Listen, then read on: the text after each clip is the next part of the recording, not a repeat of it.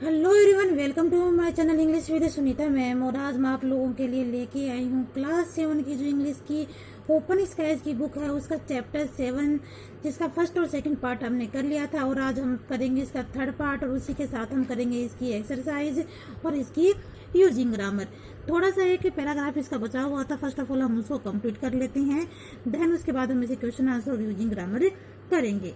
तो हमने फर्स्ट और सेकंड पार्ट में देखा जो ब्रिकलियन था, जो ब्रिज बनाया गया था, उसको कंप्लीट करने में किन किन परेशानियों का उनको सामना करना पड़ा था और उन्होंने किस तरह से एंडिंग में उसे कंप्लीट किया था और किन किन मुसीबतों का सामना करके वो इस अचीवमेंट तक पहुंचे थे।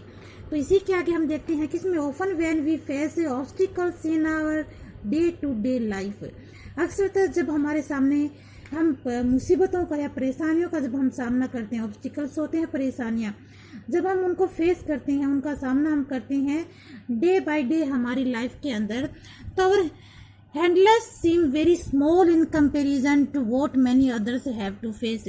और जब हम इसे दूसरों के सामने से ऐसा प्रतीत होता है, जब हम इसको कंपैरिजन करते हैं, हमारी परेशानियों का जब हम कंपैरिजन करते हैं दूसरों की परेशानियों से, तो हमें बहुत ज़्यादा वो छोटी लगने लग जाती हैं।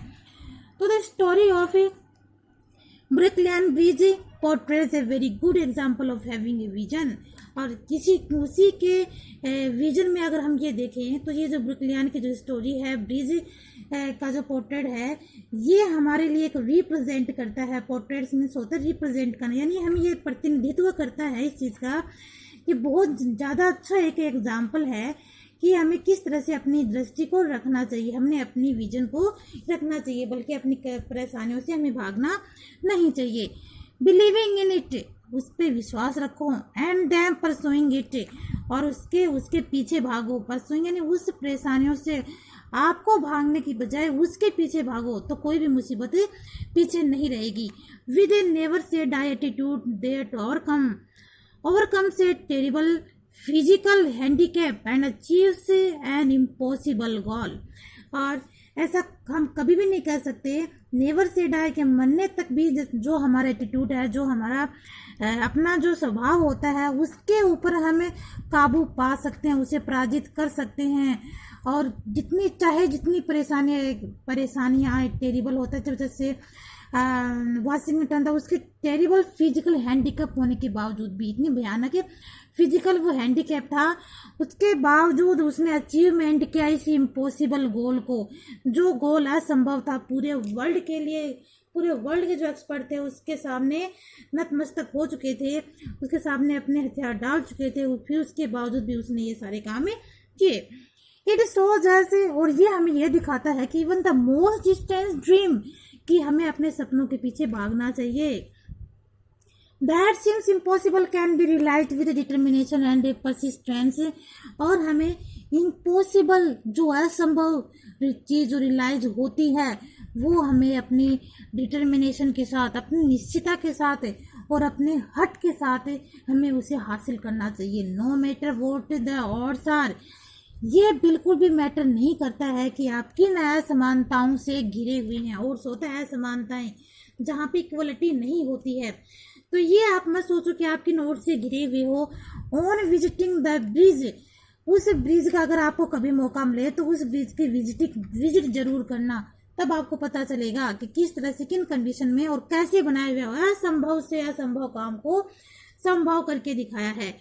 One can see the names of John Roeblings, और उनमें से एक नाम जॉन रिबलिंग का भी सामने आता है और दूसरा वॉशिंगटन रिबलिंग का और उसकी पत्नी इमली का। तीनों के सामने अपनी अपनी मुसीबतें थी, लेकिन उनको डिफीट करके, उनको पराजित करके, उनके ऊपर और कम्स पाके, अपना काबू पाके उन्होंने इस चीज़ को, इम्पॉसिबल वर्क को करके दिखाया है।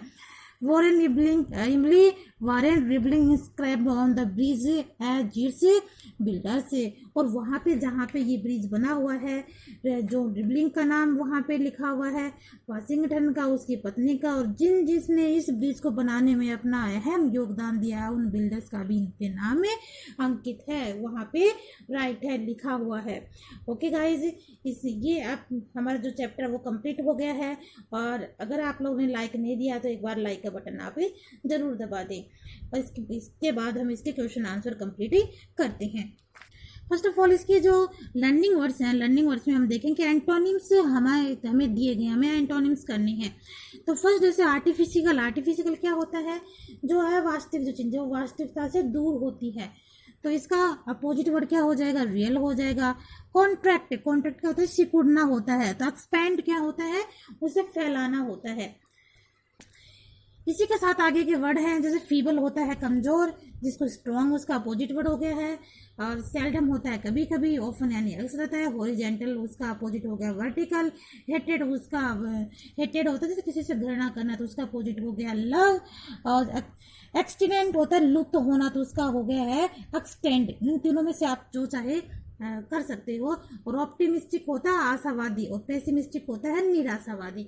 तो ये इसके अपोजिट वर्ड्स हो गए लर्निंग वर्ड्स में। अब हम एक बार इनके क्वेश्चन आंसर को एक बार लेफ्ट कर दो आप। इनके जो वर्ड मीनिंग सॉरी इसके जो ट्रू फॉल्स है उनको, और इसके जो कंप्लीट वाले सेंटेंस है वो कंप्लीट कर लेते हैं एक बार। तो इसमें जैसे लर्निंग फर्स्ट ऑफ ऑल जो ट्रू फॉल्स है वो देख लो आप। तो फर्स्ट वाला ट्रू हो गया है, सेकंड वाला फॉल्स है, थर्ड ट्रू है, फोर्थ फॉल्स है। इनको देख लेना है कि जो इसकी रीडिंग है वो मैंने अच्छे से करवा दी है। जब अगर आपको रीडिंग अच्छे से आपने की है, अच्छे से चैप्टर आपने एक्सप्लेन कर लिया है, तो उसके बाद क्वेश्चन आंसर करने में कोई दिक्कत नहीं होनी चाहिए। फिर भी आप यहाँ पे ऑलरेडी रिटर्न है, राइट है, तो आप इनको वीडियो को पॉज करके देख लेना। और थर्ड वाले पॉइंट में यहाँ पे हो जाएगा not practical, okay, not PRACTICAL practical. और बी वाले में हो जाएगा bridge could be built as usual. हमें जो हाफ सेंटेंस है वो ऑलरेडी यहाँ पे दिए हुए हैं, और हाफ सेंटेंस हमें चैप्टर से उठा के यहाँ पे राइट करने हैं। तो ये हो जाएगा bridge could be built, okay. C number में हो जाएगा हमारा, सी वाला है a tragic accident on the site that took the life of John Roebling, okay. और डी नंबर पे हो जाएगा हमारा relayed them to the crew until the bridge was finally completed. ये हमारे इसके थर्ड वाले कंप्लीट हो गए हैं। फोर्थ टिक वाले देख लेते हैं। टिक वाले में जो लास्ट वाला ये हमारा हो जाएगा। तो द नेम, या क्वेश्चन क्या इसका, the name inscribable on the bridge are. तो सबके नाम अंकित है ना वहाँ पे। तो जॉन रिबलिंग का भी है, वाशिंगटन का भी है, इमली का भी है, सभी का है। और वहाँ पे जो बिल्डर्स हैं उनका भी है। बाकी इसके जो बी नंबर वाला है, बी नंबर में ये हो जाएगा फिंगर, यानी जॉन ने अपनी पत्नी को किस तरह से बेस्ट तरीका सुझाया था। तो फिंगर टैपिंग थी ना, तो इसमें सेकंड हो जाएगा, सी में हो जाएगा फर्स्ट, और डी में हो जाएगा लास्ट, अनएबल टू टॉक।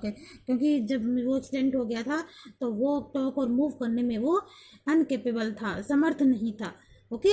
अब इसके बाद हम इसके क्वेश्चन आंसर देख लेते हैं एक बार। इसी क्वेश्चन आंसर में इसका फर्स्ट क्वेश्चन है कि why did the bridge building experts think the building of the bridge impossible because it was not a practical idea and had never been done before, ठीक है। वर्ल्ड के सभी builders थे, जो सभी एक्सपर्ट थे, उन्होंने उनका ऐसी ही तो थॉट थी, ऐसे उन्होंने अपने आइडियाज दिए थे। सेकंड नंबर क्वेश्चन है कि how did John Roebling and his son Washington prepare to accept the challenge. तो उन्होंने किस तरह से लिया था। They had excitement and inspiration deep in their hearts, so the John Roebling and his son Washington prepare to accept the challenge, okay. Clear है, means उन्होंने किस चैलेंज को कैसे एक्सेप्ट किया था, एक्साइटमेंट और इंस्पिरेशन के साथ, बिल्कुल डीप हार्ट से, मतलब बहुत ज़्यादा मन था उनका। ऐसे नहीं कि भी सिर्फ हमें करना है, ओके, नहीं, बिल्कुल एकदम से अच्छे से प्रिपेयर होके और एकदम से पूरे मन से उन्होंने इसको वर्क को कंप्लीट किया था। Briefly state the circumstances which led to the stopping of the construction. तो ये हो जाएगा हमारा वाशिंगटन वॉज इंजर्ड हो गया था ना Washington, and left with a certain amount of brain. उनका जो ब्रेन था, ब्रेन डैमेज हो गया था, लगभग उस जो मोस्टली पार्ट था ब्रेन का वो डैमेज हो गया था। damage and which resulted in him not being able to walk or talk or even move. Okay तो इस वजह से बिल्कुल बेबल नहीं था वॉक करने में, टॉक करने में और मूव करने में. मूव हो जाएगा MOVE. ठीक है, आई थिंक आपको समझ में नहीं आए तो मैंने पेपर इसको बोल दिया है. फिर हमारा 4th नंबर क्वेश्चन है कि how did the code of communication का कोड कैसे जिसको इन्वेशन किया था, help Washington to instruct the engineers. तो इसका हमारा हो जाएगा, एक बार थोड़ा सा ये मैं अच्छे से दिखा देती हूँ.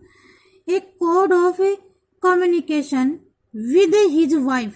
कम्युनिकेशन किसके साथ किया था उसने, अपनी वाइफ के साथ. ही टच्ड, वो टच करता था हर आर्म, उसके आर्म को, विद दैट फिंगर, अपनी फिंगर के साथ, एंड इंडिकेटिंग टू हर, उसको इंडिकेट करता था. देन ही यूज्ड द, आगे देखते हैं हम, ही used the same method of tapping. And tapping method कौन सा था, टैपिंग वाला मेथड था जो अपने फिंगर से अपनी वाइफ को वो समझाता था. Her arm to tell the engineers what to do. और फिर वो क्या करती, जो सेम जो मेथड था वो इंजीनियर्स को बताती कि उनको किस तरह से अपना वर्क कंप्लीट करना है. ओके, इसी के साथ हमारे क्वेश्चन आंसर कंप्लीट हो गए हैं. अब हम एक बार इसकी यूजिंग ग्रामर देख लेते हैं. हमारी इसकी यूजिंग ग्रामर है वो प्रेजेंट टेंस है. और टेंस मैंने काफ़ी अच्छे डीपली तरीके से इसको एक्सप्लेन कर रखा है. अगर किसी ने टेंस नहीं देखे हैं, देखो टेंस बहुत इंपॉर्टेंट टॉपिक होता है अपनी ग्रामर का.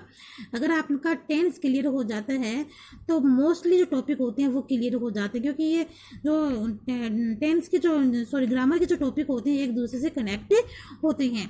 तो अगर किसी ने नहीं देखा है तो आप मेरे चैनल पे जाके वहाँ पे और ग्रामर फॉर ऑल में टेंस का ऑल टॉपिक और इसके शॉर्ट फॉर्म सब क्लियरिटी से वहाँ पे दे रखा है. और एक बार आप जाके बिल्कुल देखें उसे, अपना थोड़ा सा टाइम दें और इसे बिल्कुल चेक करें. और इसके बाद इसके जो सेकंड वाला क्वेश्चन है, फर्स्ट वाला आप छोड़ दो, ज़्यादा इतना इम्पोर्टेंट नहीं है वो. लेकिन अब सेकंड वाला क्वेश्चन में क्या है कि जो प्रेजेंट सिंपल टेंस होता है उसको हमें नेगेटिव और इंटेरोगेटिव में हमें बनाना है. तो मैं एक बार आपको दिखा देती हूँ. मैंने ऑलरेडी अपने नोट्स में बना लिया है ताकि आपको अगर मैं समझाऊंगी तो पता नहीं किसी को समझ में आए ना आए, तो सामने रहेंगे तो आसानी से समझ पाएंगे.